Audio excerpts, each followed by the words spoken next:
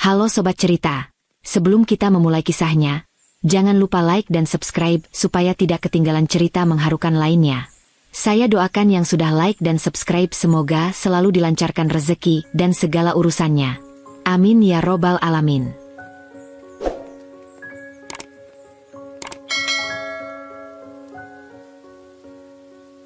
Namaku Alia. Aku masih ingat dengan jelas hari itu, hari yang penuh harapan dan kebahagiaan.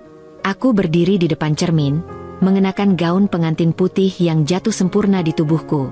Gaun itu membuatku merasa seperti seorang putri dalam dongeng, siap melangkah menuju babak baru dalam hidupku.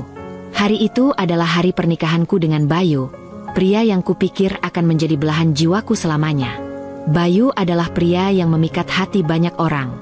Dengan senyumnya yang hangat, tubuh tinggi atletis, dan sikap percaya diri, dia memiliki semua yang aku impikan dari seorang pasangan hidup.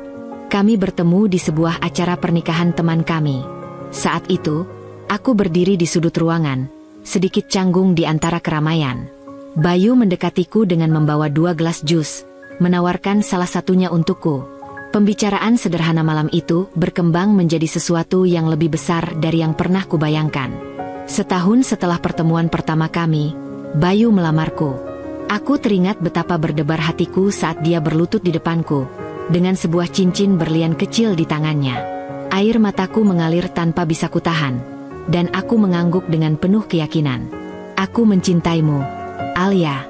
Aku ingin kita menjalani sisa hidup ini bersama, katanya malam itu. Kata-kata itu terasa seperti janji abadi yang akan mengikat kami selamanya. Pernikahan kami berlangsung indah. Setiap detailnya sempurna. Mulai dari dekorasi bunga-bunga segar hingga lantunan musik romantis yang mengiringi langkah kami di altar. Bayu memegang tanganku erat, membisikkan kata-kata lembut yang membuatku merasa istimewa. Aku akan selalu mencintaimu, Alia, katanya. Hatiku melambung tinggi, membayangkan masa depan penuh kebahagiaan yang akan kami jalani bersama. Setelah menikah, kami menjalani kehidupan yang bisa dibilang seperti mimpi. Bayu adalah suami yang perhatian. Dia selalu memastikan aku merasa dicintai dan dihargai. Kami sering pergi ke tempat-tempat indah bersama, menikmati makan malam romantis, dan berbagi cerita hingga larut malam. Aku merasa menjadi wanita paling beruntung di dunia. Bayu sering memujiku. "Kamu cantik sekali," katanya setiap pagi, bahkan ketika aku belum berdandan. Kata-kata itu membuatku percaya bahwa cintanya tulus, tak tergoyahkan oleh apapun. Namun, seperti semua pasangan, kami juga memiliki perbedaan. Kadang-kadang aku merasa insecure dengan wanita-wanita lain yang tampak lebih sempurna. Aku tahu Bayu memiliki banyak teman wanita, tapi dia selalu meyakinkanku bahwa aku adalah satu-satunya. Aku percaya padanya, meski dalam hati kecilku ada rasa takut kehilangan. 6 bulan setelah pernikahan, aku hamil. Ini adalah kabar yang kami tunggu-tunggu, sesuatu yang kami impikan sejak awal menikah. Bayu sangat bahagia ketika aku memberitahunya. "Kita akan jadi orang tua, Bayu," kataku dengan mata berbinar. Dia memelukku erat, mencium keningku, dan berkata, "Aku nggak sabar melihat bayi kita, Alia. Kamu pasti akan jadi ibu yang hebat." Kehamilan itu mengubah banyak hal dalam hidupku. Aku mengalami morning sickness yang parah di trimester pertama. Tubuhku mulai berubah seiring berjalannya waktu. Perutku semakin membesar, wajahku mulai membengkak, dan kulitku yang dulu bersinar perlahan tampak lebih kusam. Aku sering merasa lelah, baik secara fisik maupun emosional. Meski begitu, aku tetap menjalani semuanya dengan penuh cinta, karena aku tahu ada kehidupan kecil yang tumbuh di dalam tubuhku. Di awal kehamilan, Bayu masih sangat perhatian. Dia sering membawakan makanan favoritku, mengantarku ke dokter, dan memastikan aku merasa nyaman. Namun, seiring berjalannya waktu, aku mulai merasakan perubahan kecil dalam sikapnya. Dia tidak lagi memujiku seperti dulu. Kadang-kadang aku menangkapnya memandangku dengan ekspresi yang sulit aku pahami. Aku berusaha mengabaikan perasaan itu, meyakinkan diriku bahwa mungkin dia hanya lelah dengan pekerjaannya. Setelah anak kami lahir, perasaanku terhadap Bayu mulai bercampur aduk. Di satu sisi, aku masih mencintainya seperti dulu. Tapi di sisi lain, aku merasa dia semakin jauh dariku. Aku sibuk mengurus bayi kami yang baru lahir, Hampir tidak punya waktu untuk diriku sendiri. Malam-malam panjang tanpa tidur membuat wajahku semakin kusam. Aku hampir tidak pernah memakai makeup lagi, dan tubuhku tidak segera kembali seperti semula. Aku mencoba untuk tidak terlalu memikirkan hal itu, karena bagiku, menjadi seorang ibu adalah prioritas utamaku. Namun, aku mulai merasa ada jarak di antara kami. Bayu jarang memandangku dengan kekaguman seperti dulu. Bahkan, dia mulai mengeluhkan hal-hal kecil. Kamu kelihatan capek terus. Alia, kenapa nggak coba lebih merawat diri lagi? Katanya suatu malam. Kata-kata itu menyakitiku. Tapi aku mencoba memahaminya. Aku tahu, aku bukan lagi Alia yang dulu. Wanita yang selalu tampil sempurna dan membuatnya bangga. Aku sering menangis sendirian di kamar saat bayi kami tertidur. Aku merasa kehilangan diriku sendiri. Dan yang lebih menyakitkan, aku merasa kehilangan Bayu. Aku merindukan versi kami yang dulu, pasangan yang penuh cinta dan kebahagiaan. Tapi setiap kali aku mencoba membicarakannya dengan Bayu, dia hanya mengalihkan pembicaraan atau berkata bahwa aku terlalu berlebihan. Semua ini cuma di kepalamu, Alia. Aku cuma lagi sibuk dengan kerjaan. Katanya, aku ingin percaya padanya, tapi hatiku berkata lain. Aku merasa ada sesuatu yang berubah, sesuatu yang perlahan tapi pasti menjauhkan kami. Meski begitu, aku tetap bertahan, mencoba menjadi istri dan ibu yang baik. Aku berharap, suatu hari nanti, semuanya akan kembali seperti dulu. Hari-hari setelah kelahiran anak pertama kami terasa begitu melelahkan namun juga penuh kebahagiaan. Aku merasa menjadi seorang ibu adalah anugerah yang luar biasa. Tetapi aku tidak pernah membayangkan betapa besar perubahan yang akan datang. Tubuhku, yang dulu ramping dan proporsional, mulai berubah drastis selama masa kehamilan. Berat badanku bertambah cukup signifikan. Bahkan setelah melahirkan, aku tidak langsung kembali seperti semula. Wajahku yang dulu segar dan bercahaya kini terlihat kusam. Lingkaran hitam di bawah mataku jelas terlihat akibat kurang tidur selama berbulan-bulan. Namun, bagiku, semua itu adalah bagian dari perjuangan menjadi seorang ibu. Aku menjalani semuanya dengan hati yang tulus.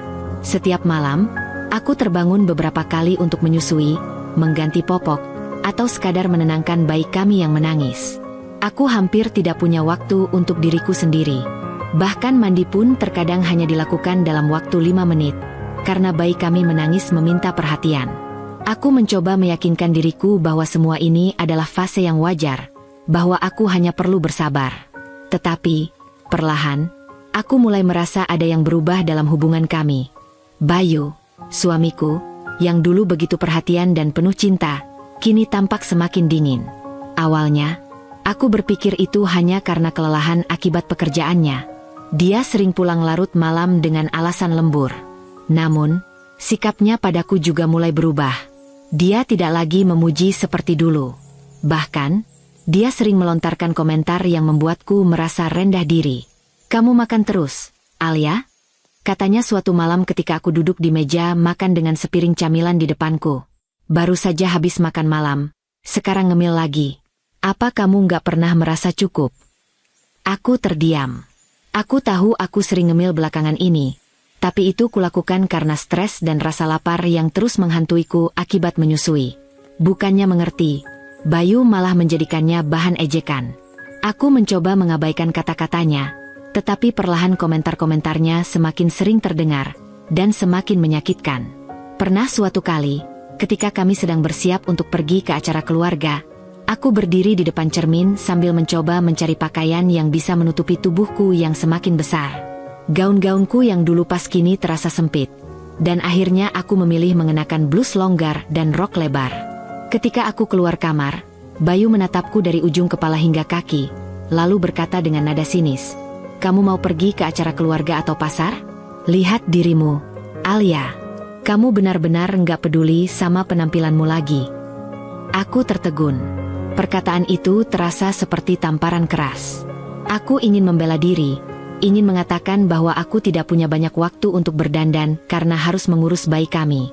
Tapi aku tahu, dia tidak akan peduli.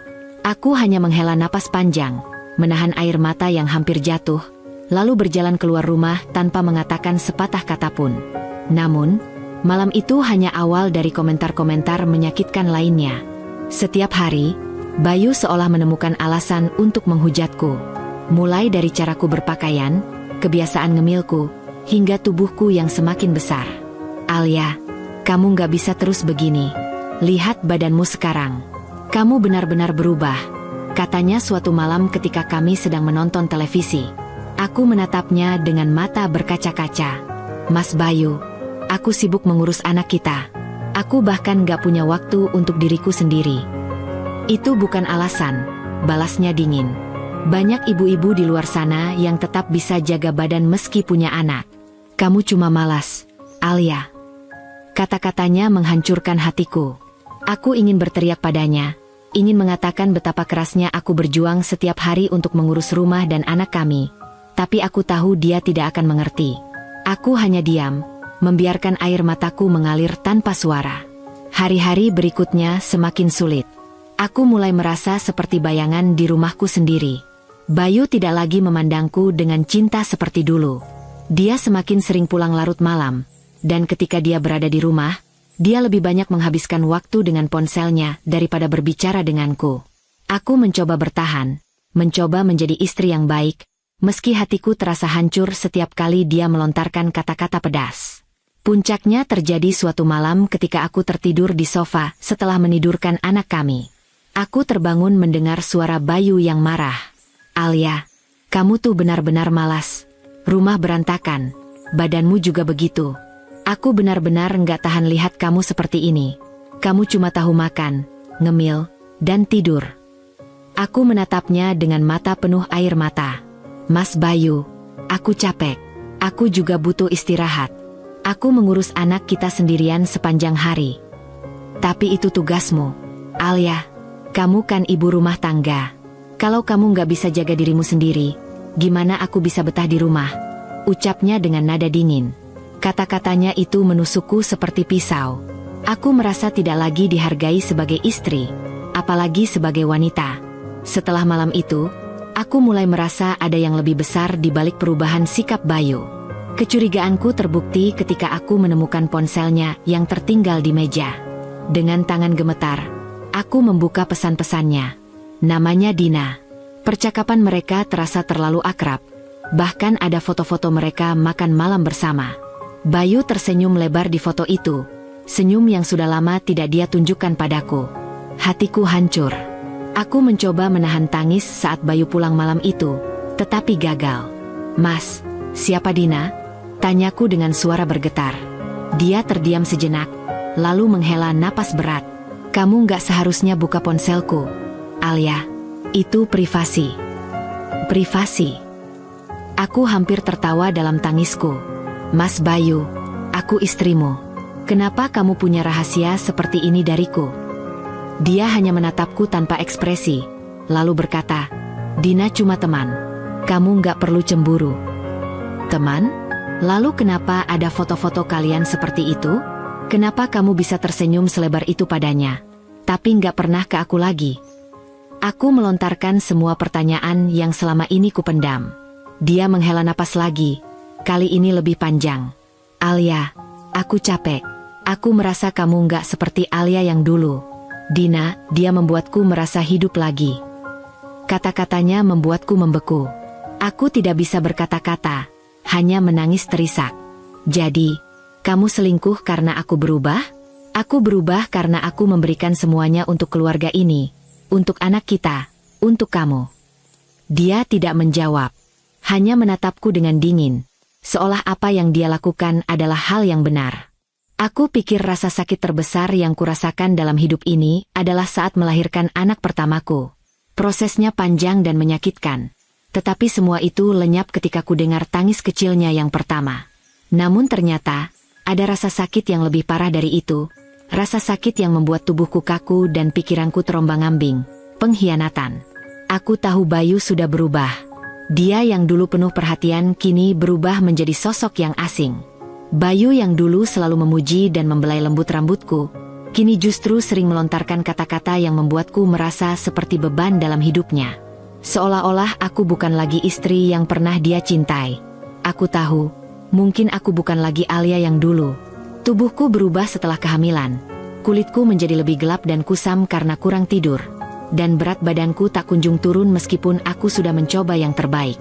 Tapi semua itu karena aku sibuk mengurus bayi kami, mengorbankan segalanya untuk memastikan dia tumbuh sehat dan bahagia. Bukankah itu seharusnya cukup? Namun, bagi Bayu, sepertinya tidak. Puncaknya terjadi setelah aku tahu tentang Dina. Namanya menghantui malam-malamku. Setiap kali Bayu pulang larut malam, aku membayangkan dia bersama Dina, berbicara, tertawa, dan mungkin lebih dari itu. Aku mencoba menanyakan hal ini, mencoba mencari kebenaran, tetapi Bayu selalu mengelak. Dina cuma teman, katanya, tetapi nada suaranya terdengar terlalu lemah untuk meyakinkan. Aku tetap bertahan, meski hatiku terus-menerus dilukai. Aku bertahan bukan karena aku lemah, tetapi karena aku merasa belum siap untuk menjalani hidup sebagai ibu tunggal. Anakku masih terlalu kecil. Bagaimana aku bisa memberinya kehidupan yang layak tanpa Bayu di sisiku? Aku berpikir, mungkin ini hanya fase, bahwa Bayu akan menyadari kesalahannya dan kembali padaku. Namun, harapan itu terus-menerus dihancurkan oleh sikap Bayu yang semakin menyakitkan. "Mas Bayu, ini sarapanmu," kataku suatu pagi sambil menyodorkan piring nasi dan lauk yang sudah kusiapkan. Dia hanya melirik sekilas sebelum berkata, "Nggak usah repot-repot kalau cuma begini. Kamu tahu nggak, masakanmu sekarang nggak ada rasanya." Aku terdiam. Rasa sakit menusuk dadaku. Aku tahu masakanku tidak sempurna, tetapi aku sudah berusaha sebaik mungkin. Anak kami baru saja tidur setelah menangis semalaman, dan aku hanya punya waktu beberapa menit untuk memasak. Tapi Bayu tidak peduli. Komentar-komentar seperti itu menjadi hal yang biasa. Setiap hari, dia selalu menemukan cara untuk merendahkanku. Setiap kali aku duduk di ruang tamu dengan camilan di tanganku, dia akan melontarkan komentar pedas. "Kamu nggak capek makan terus, Alia? Pantesan aja badanmu nggak pernah turun." Aku mencoba menahan diri, meski hatiku menjerit setiap kali mendengar ucapannya. Tidak hanya itu, dia juga sering mengomentari penampilanku. "Kenapa sih kamu nggak bisa sedikit berdandan? Lihat dirimu sekarang, kusam, nggak ada bedanya sama pembantu." Kata-katanya membuatku semakin tenggelam dalam rasa rendah diri. Aku tahu aku tidak lagi seperti Alia yang dulu, tapi apakah itu salahku sepenuhnya? Aku sibuk mengurus anak kami, mengorbankan waktu dan tenaga untuk memastikan dia tumbuh sehat. Tetapi bagi Bayu, semua itu tidak cukup. Aku mencoba bertahan, berharap suatu hari Bayu akan berubah pikiran. Aku berharap dia akan melihat pengorbananku dan kembali mencintaiku seperti dulu. Namun, semua harapan itu hancur pada malam yang dingin itu. Malam itu, Bayu pulang lebih awal dari biasanya. Aku sedang menidurkan anak kami ketika dia masuk ke kamar dengan wajah muram. Aku mencoba menyapanya, tetapi dia tidak menjawab. Setelah beberapa saat, dia berkata dengan nada dingin, "Alia, kita harus bicara." Aku merasa ada sesuatu yang tidak beres. Aku duduk di tepi tempat tidur, menatapnya dengan penuh kekhawatiran. "Ada apa, Mas?" tanyaku pelan. Dia menghela napas panjang sebelum akhirnya berkata, "Aku nggak bisa lagi hidup seperti ini. Aku nggak tahan melihat kamu terus begini. Aku sudah mencoba bertahan, tapi setiap kali aku pulang, aku merasa seperti pulang ke tempat yang salah. Aku sudah tidak punya perasaan lagi untukmu." Kata-katanya membuatku terpaku. Aku merasa seperti tersambar petir. "Mas, apa maksudmu?" tanyaku dengan suara bergetar. "Aku sudah memutuskan, Alia. Aku ingin kita berpisah. Aku menolakmu malam ini," ucapnya tanpa ragu. Dadaku terasa sesak. Air mataku mulai mengalir tanpa bisa kuhentikan. "Kenapa, Mas? Kenapa kamu melakukan ini? Apa aku benar-benar seburuk itu di matamu?" tanyaku sambil menangis. Dia hanya menatapku dengan ekspresi datar. "Ini bukan cuma soal penampilanmu, Alia. Aku sudah nggak merasa bahagia lagi di rumah ini. Dina, dia membuatku merasa hidup lagi." Aku ingin berteriak, ingin memakinya, tetapi suaraku tercekat. Aku tidak percaya Bayu, pria yang pernah bersumpah untuk mencintaiku dalam suka dan duka, kini dengan mudahnya memutuskan untuk meninggalkanku. Aku mencoba memohon, mencoba membuatnya berubah pikiran, tetapi dia tetap pada keputusannya. Aku akan tetap mendukung anak kita. Aku nggak akan lepas tanggung jawab. Tapi aku nggak bisa lagi hidup bersamamu, katanya sebelum meninggalkan kamar. Malam itu, aku merasa seperti kehilangan segalanya. Aku menangis sepanjang malam, memeluk anakku yang tidak tahu apa-apa. Aku merasa gagal sebagai istri, merasa tidak cukup baik untuk membuat Bayu tetap tinggal. Namun, keesokan harinya, aku tahu aku harus mengambil keputusan. Aku tidak bisa terus tinggal di rumah itu. Aku tidak bisa membiarkan diriku terus-menerus dihina dan disakiti. Aku memutuskan untuk pulang ke rumah orang tuaku, membawa anakku bersamaku. Pagi itu, aku mengemas barang-barangku dengan tangan gemetar. Bayu tidak ada di rumah, jadi aku tidak perlu menghadapi tatapannya yang dingin. Aku meninggalkan cincin pernikahanku di atas meja, simbol bahwa aku sudah menyerah pada hubungan ini. Ketika aku tiba di rumah orang tuaku, mereka menyambutku dengan pelukan hangat. Meski mereka tidak berkata banyak, aku tahu mereka bisa merasakan kesedihanku. Malam itu, aku duduk di kamar masa kecilku, memeluk anakku erat-erat. Aku akan kuat, bisikku pada diriku sendiri. Aku akan bertahan untukmu, nak. Kita akan memulai hidup baru. Malam itu, setelah kembali ke rumah orang tuaku dengan luka yang masih membekas, aku merasa hampa. Bayu, pria yang pernah kucintai dengan sepenuh hati, telah meninggalkanku. Namun di tengah kegelapan itu, ada satu hal yang terus menguatkanku. Anakku. Dia adalah alasan aku tidak boleh menyerah. Aku menceritakan semua yang terjadi kepada orang tuaku. Bagaimana Bayu mengkhianatiku, bagaimana dia mengejek penampilanku, hingga akhirnya menalakku hanya karena aku tidak lagi seperti Alia yang dulu. Aku menumpahkan semuanya sambil menangis di pelukan ibuku. Sudahlah, Alia, kata ibuku sambil membelai rambutku. Kamu sudah berbuat yang terbaik sebagai istri. Kalau dia tidak menghargai itu kesalahannya. Jangan biarkan dia membuatmu merasa rendah diri. Ayahku yang biasanya pendiam juga ikut berbicara. Sekarang fokus saja pada dirimu sendiri dan anakmu. Jangan pikirkan Bayu. Kalau dia memilih pergi, itu berarti dia tidak cukup pantas untukmu. Kata-kata mereka memberiku kekuatan. Aku tahu aku tidak sendiri. Aku tahu aku masih memiliki orang tua yang selalu mendukungku. Dan yang lebih penting, aku memiliki anakku, yang menjadi alasan terbesar aku harus bangkit. Hari-hari awal setelah kembali ke rumah orang tuaku terasa berat. Aku masih sering menangis saat malam, mengingat semua yang telah terjadi.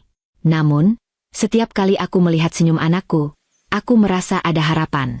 Aku mulai bertekad untuk mengubah hidupku. Aku harus membuat Bayu menyesal telah meninggalkanku, pikirku. Aku mulai merawat diriku kembali, sesuatu yang sudah lama aku abaikan.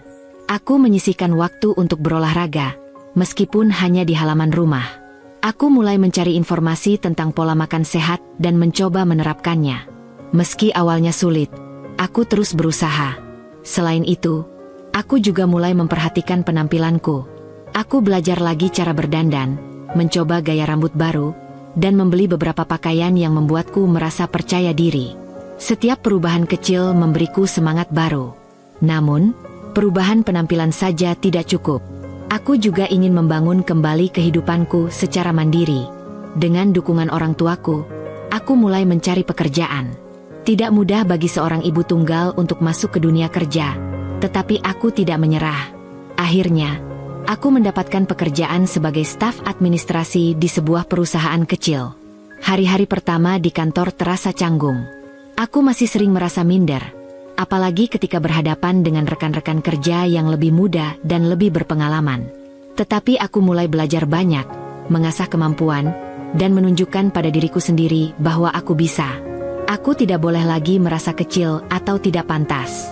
Setiap pekerjaan yang kuselesaikan, sekecil apapun, memberiku rasa percaya diri yang lebih besar. Setahun berlalu sejak Bayu menalakku, dan hidupku telah berubah drastis. Kini aku adalah Alia yang berbeda, lebih kuat, lebih mandiri, dan lebih percaya diri. Tubuhku kembali langsing, kulitku terlihat lebih cerah, dan penampilanku menarik perhatian banyak orang.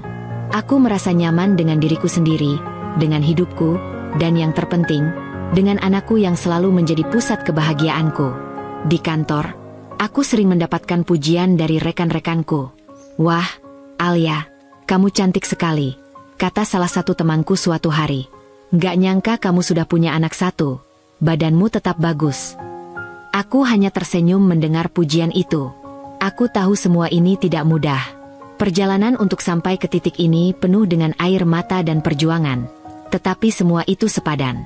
Aku merasa lebih hidup dan lebih berharga daripada sebelumnya. Anakku juga menjadi bagian penting dari kebahagiaanku.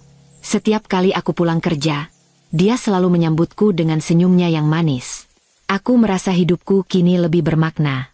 Terkadang, kami duduk berdua di sofa, menonton kartun kesukaannya sambil aku menyuapi makan malam.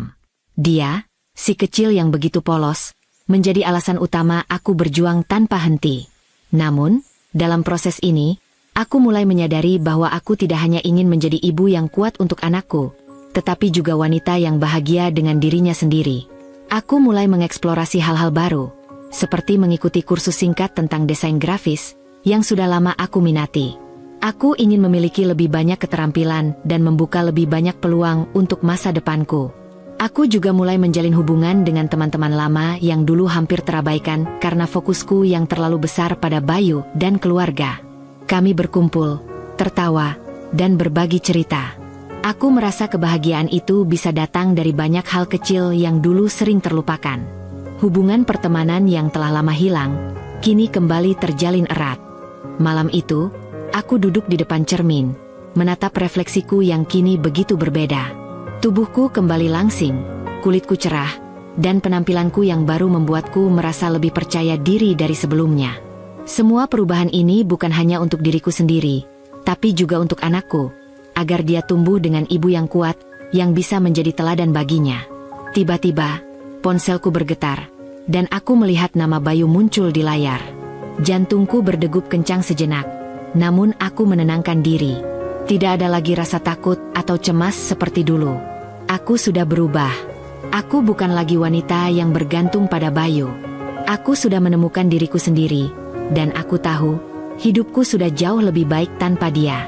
Aku menekan tombol terima, dan segera suara Bayu terdengar, lebih dalam dan penuh penyesalan. "Alia, kita perlu bicara." Aku terdiam sejenak. Perasaan campur aduk menghampiriku, tapi aku mengingatkan diriku untuk tetap tenang. Aku sudah siap menghadapi apapun yang akan dia katakan. "Apa yang ingin kamu bicarakan, Bayu?" "Alia, bisa kita bertemu? Di kafe dekat rumahmu? Aku perlu menjelaskan sesuatu padamu." Suara Bayu terdengar serius, bahkan sedikit putus asa. Aku menarik napas dalam-dalam sebelum menjawab. "Baiklah, aku akan ke sana. Tapi kamu harus ingat, Bayu, ini tidak seperti dulu. Aku sudah berbeda." Setelah beberapa waktu, aku tiba di kafe yang sudah kami pilih. Aku duduk di sebuah meja, menunggu. Tidak lama kemudian, Bayu masuk. Dia tampak berbeda, lebih kusut dan lelah. Matanya terlihat merah, seperti baru saja menangis. Aku menatapnya tanpa ekspresi. Tidak ada rasa rindu atau emosi yang menguasai diriku lagi. Hanya ada perasaan yang sudah mati rasa terhadap segala hal yang pernah dia lakukan padaku. Bayu duduk di depanku, matanya tidak bisa lepas dari wajahku. Dia tampak bingung, terkejut melihat perubahan yang terjadi padaku. "Alia," dia mulai dengan suara gemetar. Aku nggak tahu harus mulai dari mana. Tapi, kamu sekarang jauh lebih cantik dari yang aku ingat. Aku menyesal meninggalkanmu. Aku salah besar." Aku menatapnya sejenak, tidak bisa menahan tawa kecil yang keluar begitu saja. "Jadi, sekarang kamu sadar, ya? Setelah semua yang terjadi, baru kamu bilang aku cantik. Bayu, kamu sudah terlambat." Bayu terdiam sejenak, jelas terlihat kesulitan untuk mencari kata-kata.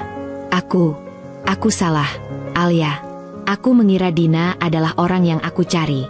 Aku kira cintanya tulus, tapi ternyata dia hanya memanfaatkan aku. Dia merebut semuanya, hartaku, waktuku, dan bahkan aku merasa seperti dia mengkhianatiku. Aku sudah kehilangan segalanya, dan sekarang aku sadar, aku telah kehilangan orang yang benar-benar mencintaiku. Aku bisa melihat penyesalan yang begitu dalam di wajah Bayu. Namun entah kenapa aku merasa sedikit puas. Dulu, Aku yang sering terpuruk dan merindukan dia. Tetapi sekarang, aku hanya bisa merasa lega. Aku tidak lagi butuh dia. Tidak lagi membutuhkan perasaan yang dulu pernah aku beri semuanya. Aku menghembuskan napas, lalu menjawab dengan nada datar dan tegas. Aku tidak peduli, Bayu. Kamu pergi. Kamu tinggalkan aku dengan alasan yang tidak masuk akal. Kamu menghinaku. Dan sekarang, setelah semua ini, kamu datang dengan penyesalan? Tidak. Aku sudah cukup kuat tanpa kamu. Aku sudah jauh lebih baik sekarang. Bayu sepertinya tidak bisa menerima kenyataan itu. Tolong, Alia, jangan begitu. Aku benar-benar menyesal. Aku ingin kembali. Kamu dan anakmu adalah segalanya bagiku. Aku janji, kali ini aku akan memperlakukanmu dengan baik. Tolong beri aku kesempatan kedua. Aku tertawa keras. Kali ini dengan rasa puas yang tidak bisa aku sembunyikan. Tawa itu keluar begitu saja, tanpa penyesalan, tanpa belas kasihan. Kembali padamu? Kamu pikir aku ini siapa? Bayu? Kamu meninggalkan aku dengan alasan sepele dan menghina aku. Sekarang kamu datang dengan penyesalan? Tidak, Bayu. Aku tidak butuh kamu lagi. Kamu sudah menghancurkan semua yang kita punya. Aku sudah memaafkan diriku sendiri, dan sekarang aku bahagia tanpa kamu. Bayu tampak terkejut. Terdiam, seolah kata-kataku menghujamnya. Alia, aku benar-benar minta maaf. Aku salah besar. Tolong, beri aku kesempatan untuk memperbaikinya. Aku ingin memperbaiki semuanya. Aku menatapnya dengan tatapan yang tidak bisa disembunyikan. Tidak ada rasa kasihan, tidak ada empati. Aku sudah lelah. Bayu, Dina mungkin memanfaatkanmu, tapi kamu juga memanfaatkan aku. Kamu mengejekku. Kamu meninggalkanku saat aku rapuh. Dan sekarang kamu datang dengan permintaan maaf yang terlambat? Tidak ada tempat untukmu di hidupku lagi. Ada keheningan yang panjang di antara kami. Dan aku bisa melihat bagaimana Bayu semakin tenggelam dalam penyesalan. Jadi, ini benar-benar akhir untuk kita, Alia? Tanyanya dengan suara pelan, seolah berharap ada jalan keluar dari situasi ini. Ya, jawabku dengan tegas. Ini adalah akhir dari cerita kita. Bayu, kamu tidak pantas mendapatkan kesempatan kedua. Aku sudah cukup bahagia tanpa kamu. Aku punya hidup yang baru, dan aku tidak akan merusaknya hanya karena kamu datang meminta maaf setelah semuanya hancur. Aku berdiri, meninggalkan Bayu yang masih duduk di kursinya, terdiam, terjerat oleh penyesalan yang mungkin tak akan pernah terobati. Aku duduk di dalam mobil, menatap keluar jendela dengan senyum yang tak bisa aku sembunyikan.